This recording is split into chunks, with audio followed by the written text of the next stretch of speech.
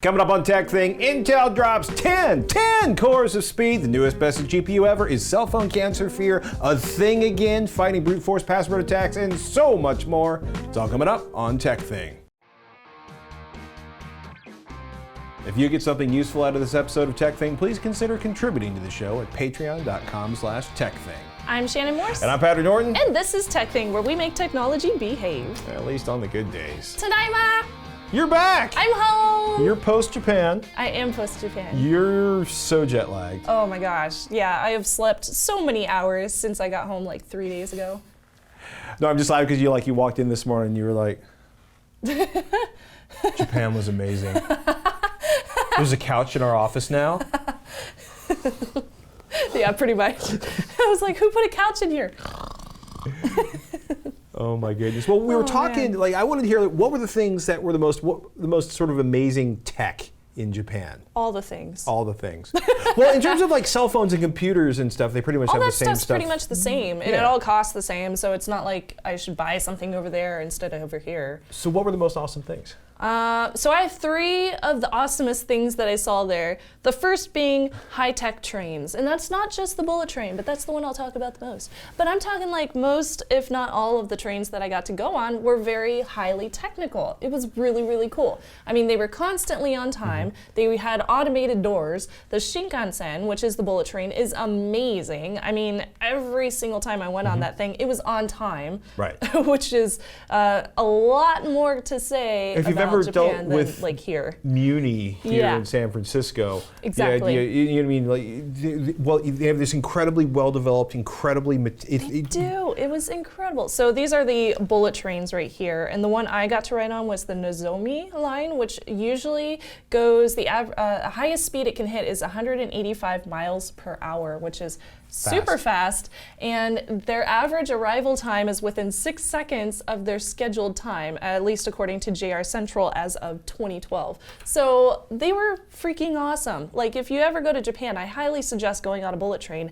Very smooth ride, it's quiet, it's nothing like what you would imagine it being, and it's super, super nice.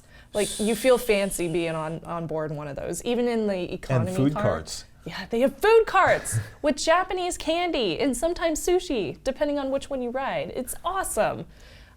And number two was Suica and Pasmo, which are these really, really cool little cards that provide contactless NFC payments for trains at train stations. So you just buy your little card, you go up to the little train gate, you swipe your card, and then you go through and get on your train. And you can buy them at kiosks and reload them with money to use at trains in Tokyo and around Japan. But you can also use the Suica cards at some merchant shops and at vending machines, which, by the way, are legit everywhere. Like, there's literally tens of thousands of these things all over Japan. What was the weirdest thing you saw for sale in the vending machine? Alcohol. That was probably the weirdest. Well, if you're from the United States... Well, I saw a lot of food, heated food.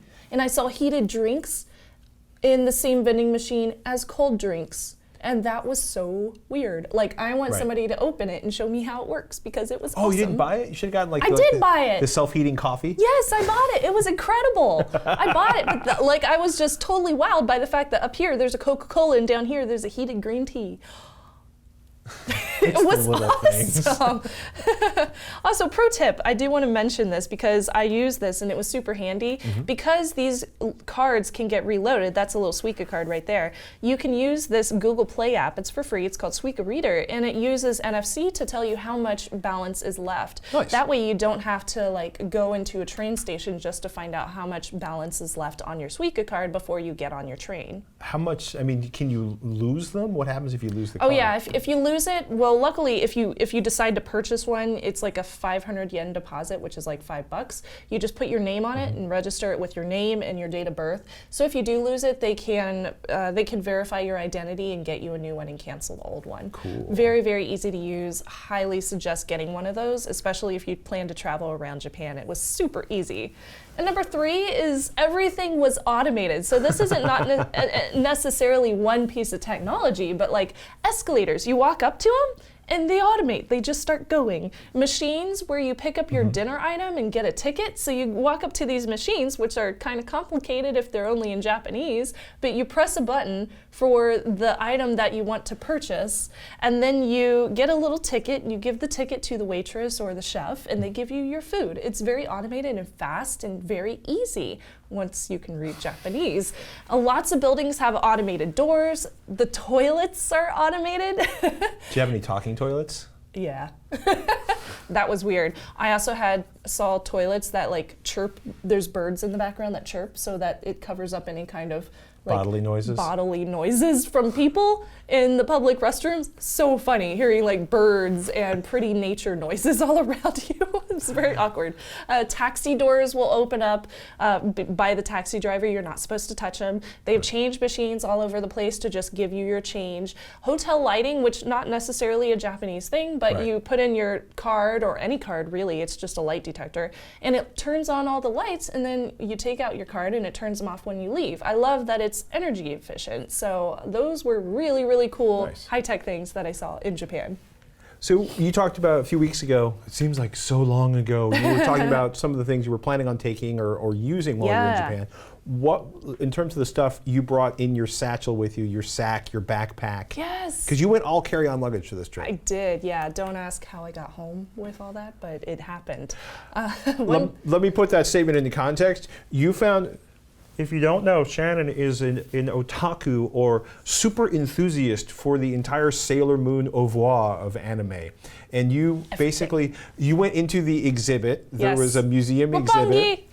And you were allowed to buy 20 items max. So you brought a friend so you could buy 40 items max. And you bought all 40 items? 40 items. He was like, I think that signs in Japanese, but I'm pretty sure it says 20 items per person. I was like, good thing I brought you. And I gave him a bag and I just started dumping stuff in his bag. You have like Sailor Moon salt and pepper shakers and napkin rings? Yeah, like I got all sorts of things, which I didn't know what half of them were because they were packaged and I didn't read all of Japanese. So I was like, I know that says Sailor Moon, but I don't know what it is. So I got back to my hotel room and I was like, oh good, I bought cool stuff. So Google in the terms of Google Maps and Google Translate was kind of like the all-star of this trip for you. Oh, absolutely, yeah. Things I couldn't live without, Google. So thank you, Google. Really appreciate you helping me through this trip. Google Fi service was excellent, impressively responsive. Yeah, no dead spots, even at like the highest of mountains in Kyoto, which was super weird. Faster than T-Mobile, which I believe is at like 128 overseas, but Google is at 256. I'll look that up. My hotel had Wi-Fi, which I did use quite a bit over a VPN, of course, but generally I don't use a hotel Wi-Fi for security. And for 2 weeks, I used a total of 2.57 gigs on Google Fi, which is mostly used for Google Maps, but tons of social networking like Snapchat and stuff. And guess how much money that cost me? $400. You would think, but it was 25 bucks. Nice. It's like, I can't beat that. And super, super happy with Google Fi. Google Maps, which was #1 in my book for public transit, at least in Japan, especially in Tokyo. It even told me what platform to use for trains. It only gave me incorrect data twice during my 2 weeks of being there. And that was not necessarily its fault, but my fault being able to understand where it was telling me to go. Google Translate app, that worked very well, incredibly well for anything just typed out in kanji, like the front of packaging and things like that. So they walked up, took a picture of a sign, and it translates. Yeah, and it might get the translation wrong, but for general purposes, it'll tell you most of the words that are in the sentence that you're trying to translate, and you can kind of figure it out from there. Didn't work for handwriting at all, but what I was able to do is I would draw the symbol, and then I would choose the symbol out of ones that I thought I was trying to draw. And by doing that for a whole sentence, I was able to figure out what the translation was supposed to be. And #4, of course, is not Google, but it's this super handy little random thing that I bought off Amazon because reviews, I do that too. HooToo TripMate Titan AP and battery. So it's an access point and a battery. On Amazon, you can get this thing for, I believe, about 40 bucks, so not bad at all. came out last year. It's a wireless travel router. It's 2.4 gigahertz for BG and N wireless that you can use to connect to your phone or other devices to a wired network by bridging the connection. And you can use it as an AP, so that's an access point. You just plug it into the hotel's Ethernet, as Patrick is showing us here. And you can also use it for router mode, which would basically be bridging it directly to a modem, or bridge mode, which is network sharing across multiple devices. I believe you can do 5 devices total. I didn't have 5 devices with me, so I just did like 2 or 3. I used it with the hotel Ethernet, and within a few steps you can use it with the hotel internet, even if it requires a login page, which a lot of hotels do. It does have customizable interface with username and password that you can change, which is great because I would never use the default settings ever. The USB port on there, it does work really well. It reads external data, including hubs, including exFAT SD cards from cameras with a firmware update. Great, because not a lot of things will use exFAT. I had some problems with that with other devices I've used in the past. So yay, exFAT. It does charge devices on the go because, yay, it has a battery inside of it.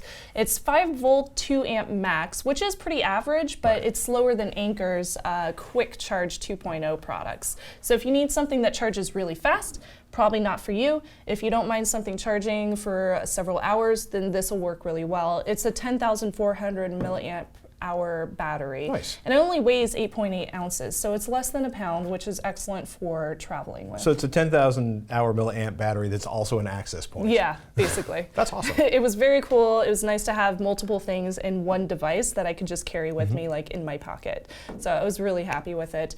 I'm happy with everything. It was a great trip, and I'm happy to be back, but man, technology in Japan, so cool. What was your favorite meal?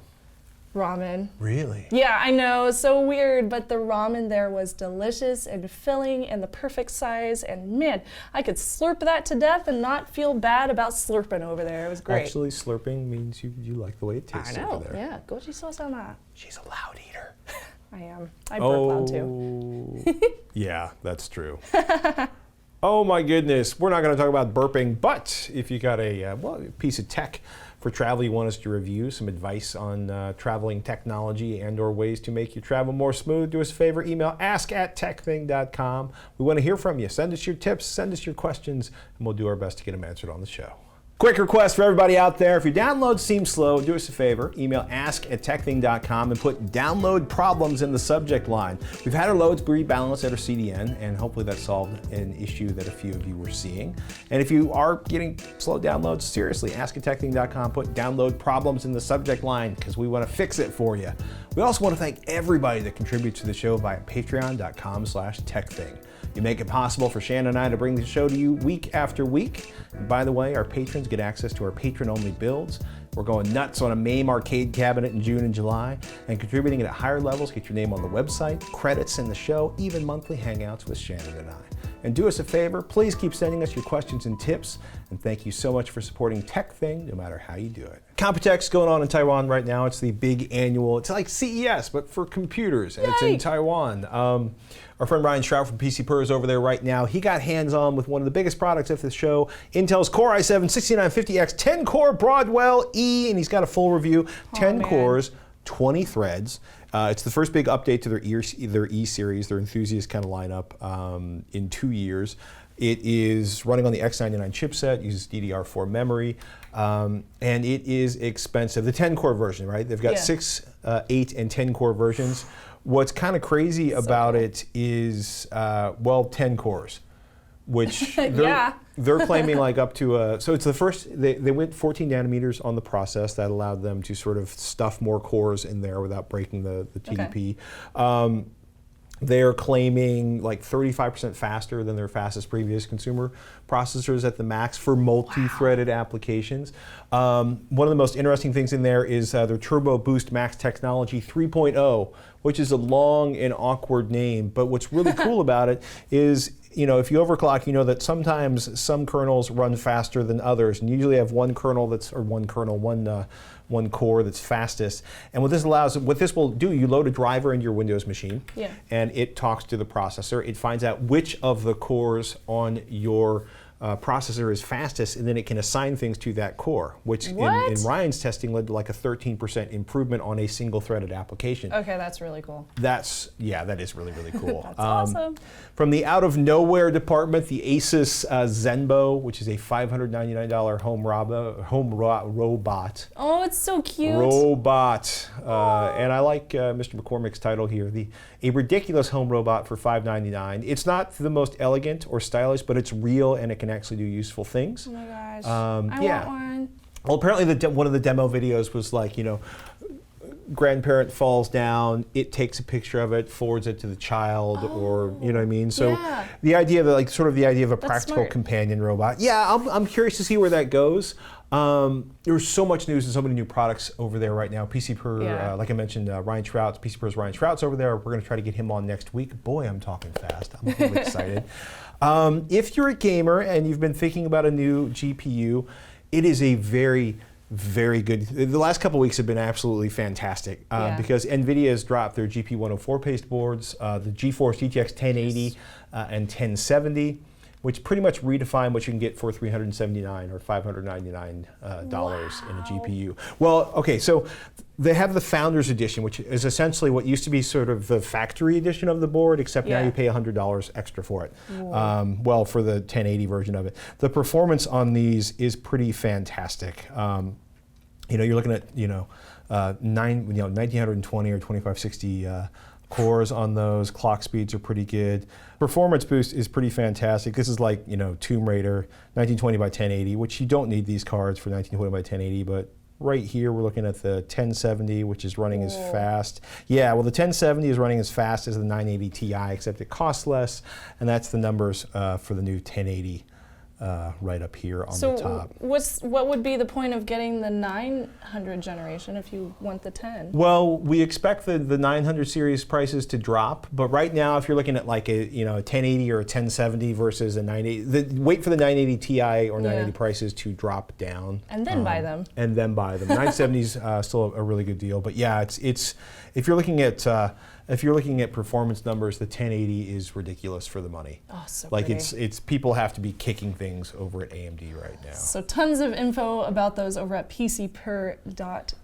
Yeah. And of course, we got a question emailed over to us from Pat, questions. who is not our Patrick, but Pat. So Pat writes, got a question for you. With how safe cell phones are in the news again, I've read a few things saying wired headphones bring radiation right to your head. Others say no. Others say use a ferrite bead and you will be fine. What is your take on this? From Pat. All right, my take on using ferrite beads or RF blocking wraps or special, third-party headphones that provide an air gap between your phone and the cable is a lot like my take on the copper bracelets that are often sold to help you with wrist pain. Look, if you feel better with it on there, go for it. Is it good science? Well, copper bands probably rock the placebo effect, and I believe firmly in the placebo effect. It is awesome. I use it. Yeah. I'm kind of paranoid. I don't even stick my cell phone on my body. Right. I just kind of leave it away. There's been a lot of fear mongering around this, right? Yeah, there has. As far as the RF bead, blocking the RF from your cell phone, the RF, the radio frequency, the energy coming from your cell phone is non-ionizing. It can't break chemical bonds and it can't damage your DNA. So according to what we know about molecular biology or biology, there's no way for it to fark your biology. It can't screw up your cells. It will definitely heat up your cells, right? Yeah. We've all used a phone for 20 minutes. Yeah, of course. Well, the energy itself coming off the phone will kind of be absorbed by your cells and heat them up. Ionizing radiation, loose neutrons, because there was a thermonuclear detonation nearby, or gamma or X-rays, they're really scary because they do break chemical bonds and they fark your DNA, or they just simply zap your ass, to use highly technical terms. Which brings me to that study that came out last week from the National Toxicology Program, which is what got Pat writing to us. Report of partial findings from the National Toxicology Program carcinogenesis studies of cell phone radio frequency radiation in HSD Sprague-Dawley SD rats. Whole body exposure.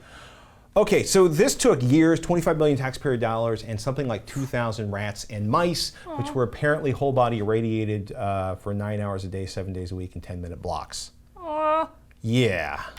So, okay, but this is science, and we kill things in the name of science because we're people and we do stuff like that. I don't want to debate the morality of that right now, but look, cancer is complicated.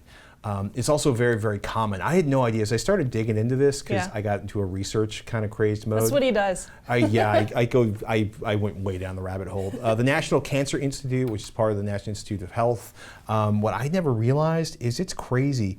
Approximately 39.6% of men and women will be diagnosed with cancer of any site at some point during their lifetimes based on 2010-2012 data. Wow. So cancer is way more common than I thought it was. The survival rate is also getting way, way better, because if you look over time, deaths are going down, and people surviving 5 years after recovering has gone from 48.7% in 1975 to almost 70% in 2008.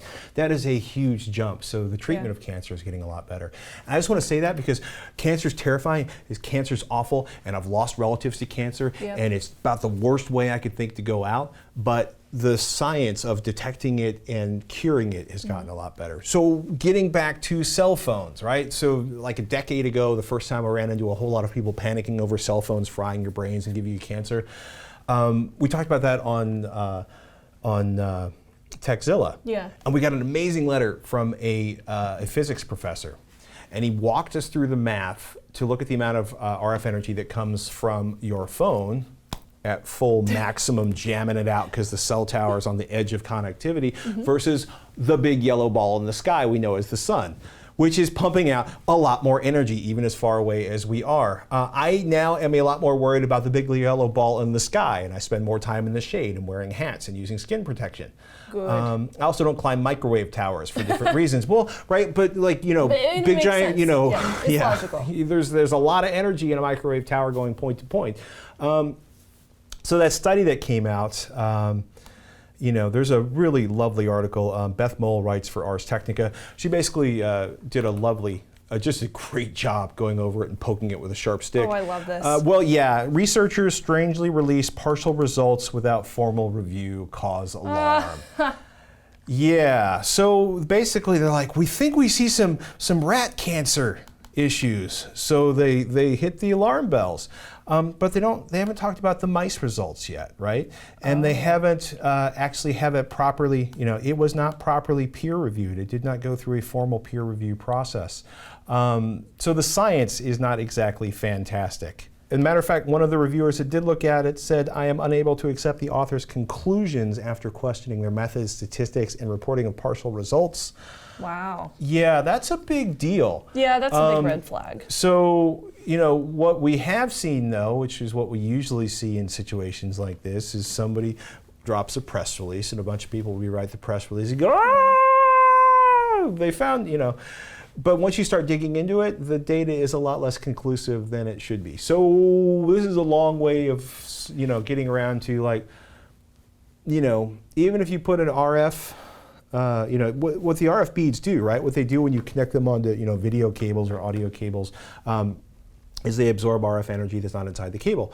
That means you still have the thing, blasting energy inside of your skull, which I'm not particularly worried about because So, Pat, if you want to put an RF bead on your cable for your headphones and it makes you feel more comfortable, go for it. I think really, if you really want to avoid a lot of radiation in the modern world, you pretty much need to move to Montana. That's the mythical nation of Montana and Canada once they were merged together in alternate Earth 74. Oh man, that's so good. Well, but you know what I mean? Like, you're basically gonna have to move to somewhere where there are no people and there are no power lines and dig a hole in the ground so that you don't see the sun. And at that point, you'll probably eliminate the RF. Yeah, it's just, the science doesn't conclusively support it. And it develops over incredibly long periods of time, so zapping the snot out of a bunch of rats for the short term may not even provide the sort of issues that would happen over, say, 40 years of cell phone usage. I feel like I want to watch health podcasts now. So, if you guys have any kind of opinions on health podcasts. The number one thing most geeks can do to exercise, knew it. Eat more vegetables. I'm like, what do I not do right now? Exercise. Eat more vegetables.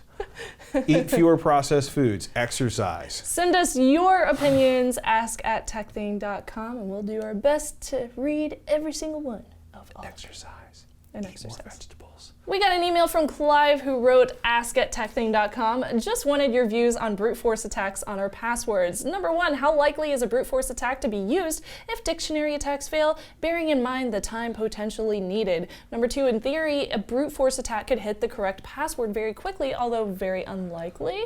And number 3, if a brute force attack was implemented by hackers, would they start at the beginning or possibly the end of the alphabet or character set? Number 4, if that was the case, would a user be safest using a password that had a first character that was somewhere in the middle of the character set? Just a thought. Keep up the great work. From Clive in Nottingham, England. This is awesome.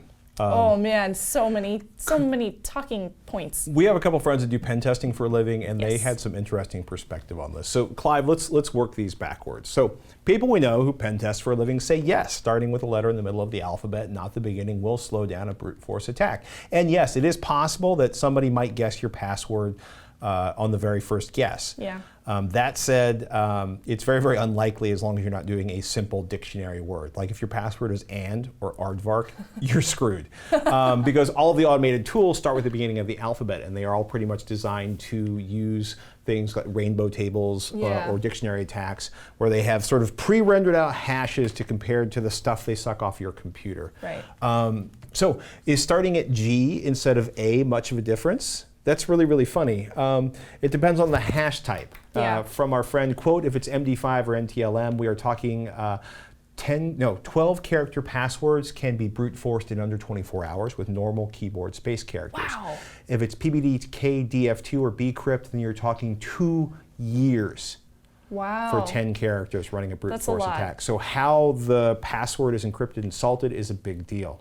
And you don't necessarily know what that's going to be. Yeah, it's all about having pre-rendered tables for the hash, i.e. the chain of characters that your password is turned into after it is being salted. So are you confused yet? Because most of the time, I get confused right about here. So defined from Wikipedia, brute force attacks work by calculating every possible combination that can make up a password and testing it to see if it is the correct password. And as the password's length increases, the amount of time on average to find the correct password increases exponentially. So this means that short passwords can usually be discovered really, really fast, and longer passwords may take decades, literally decades. So going back to our pen testing friend, in passwords, longer is always better. Yeah. Complexity takes the second place unless you use a non-ASCII character. Then you'll win every single time because the tools can hit non-ASCII characters. Yeah, it's pretty crazy. So whether or not you can actually enter non-ASCII characters on, say, your phone is a whole other question that I'm not going to get into right now. Very true. So most of us think of brute forcing live as like walking up to the lock and being like, bing, bing, bing, bing, And like pressing in a bunch of numbers. Denied. Yeah. Bing, bing, bing, bing, bing, boop, denied. So brute forcing live rarely happens these days, though you can crack, for example, an Android phone in under 16 hours with a USB rubber ducky. Yeah, pack shop. Because in the case of Android, you don't get locked out for making too many mistakes. Yeah. And luckily, many sites have considered the likelihood of brute force attacks that are automated against their own sites by implementing lockouts or a CAPTCHA system if you try the wrong password too many times. So if you try to log into your bank like 3 or more times, it'll lock you out and say you have to call the administrator and then verify your details. And that's why, that's why hackers crack networks and steal all the hashes and then work them offline, because it's much, much easier that way. Yeah. Which is why you should never use the same password on more than one site, because once they have that encryption, once they brute force it and find out what the plain text password is, kind of screwed. Yeah, I don't know if there's any specific number on how likely a brute force attack is used, but it gets more and more popular as computational power increases. Yeah, so, like as the time goes, like computational power keeps increasing in our day and age, so it's always important to have those longer passwords. And the longer it is, the longer it would take for a brute force attack to find the correct algorithm to decrypt your password, and chances are a thief isn't going to have time for that. Although the government might. And the government, well, if you piss off the NSA has resources that are significantly more advanced than the average hacker. Yeah, so and especially if a site is using a good encryption type, you probably don't have to worry about it. But a brute force attack is probably going to be based on popularity of a password. It's not in sequential order. So in a lot of cases, it might assume that you'll use uppercase letters at the beginning, not lowercase. Personally, I would not worry so much about whether or not my password starts with an A. I would worry more more about whether or not it's simplistic and easy to guess. So something like an apple a day keeps the Doctor Who away, and you add a bunch of zeros instead of O's and at signs instead of A's and threes instead of E's, that's going to be harder to attack because it has spaces as well, instead of just the word apple, or the same phrase spelled out in just alphanumeric. Yeah, I mean, hackers are going for, when they do something like they steal all of the passwords from, what was the latest one? MySpace. Why? Which I need to check that. The first thing they do, right, is they run the they look for people who are silly enough to do 1, 2, 3, 4, or password, or you know dictionary words, and then it gets more and more complicated the deeper they go. But look, length is killer. 7 gnarly dwarves danced on zippling tables. Star Bob is going to be a nightmare for somebody to crack because it just gets longer and longer. Yeah. And if you throw in a few things that are not involved in the dictionary, then it gets really, really difficult to crack. Yep. There you go. Yay. If you haven't seen it, ladies and gentlemen, a couple weeks ago we did a fantastic primer on passwords and password managers. We did. And we are still following up. You guys sent us a ton of questions on those, and we're going to sort of salt those into the show over the next couple weeks. We're going to salt them. I love that. Tweet at TekThing, at Snubsy, at Patrick Norton. We love your questions. Keep them coming. Oh my goodness, lots of mail from everybody over the past couple of weeks. Here are 2 that kind of caught us. Blake writes in, for those who are active, my triathlete friends and I swear by the Bose Sound True and Sound Sport family of earbuds that sound great and actually stay in place better than any other earbud we've found, even better than things like earbuds where the silicon enhancers tend to fall off. Good. It's good. Good info from Blake. Well, yeah, outside of like the Jaybird earbuds, I've never really played around much with exercise-friendly earbuds. Yeah. And triathleting is pretty severely exercisey. We also got an email from Ron who wrote in, hi, thanks for doing the shows on passwords and 2-factor authentication.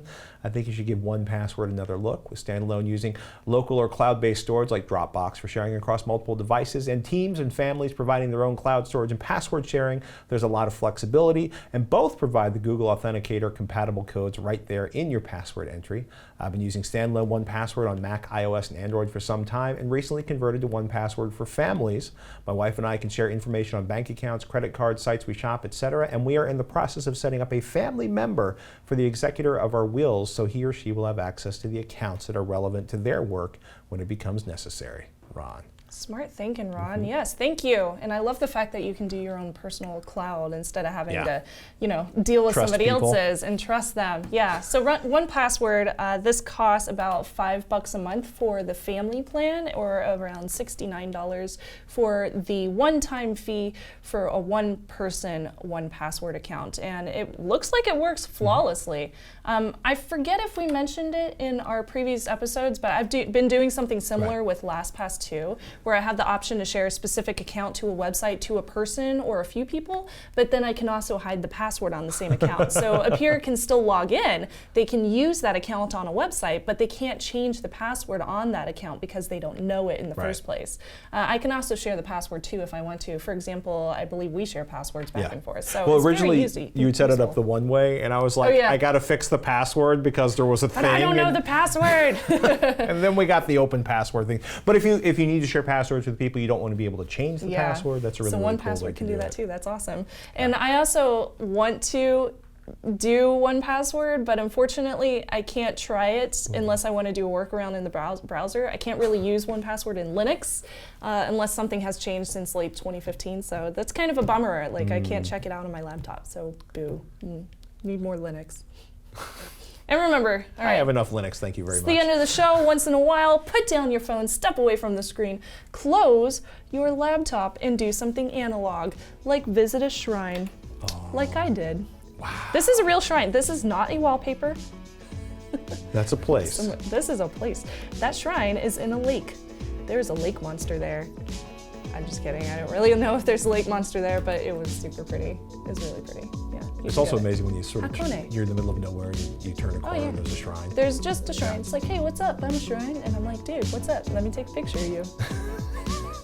I'm Patrick Norton. I'm Shannon Morse. We'll see you next week on TekThing.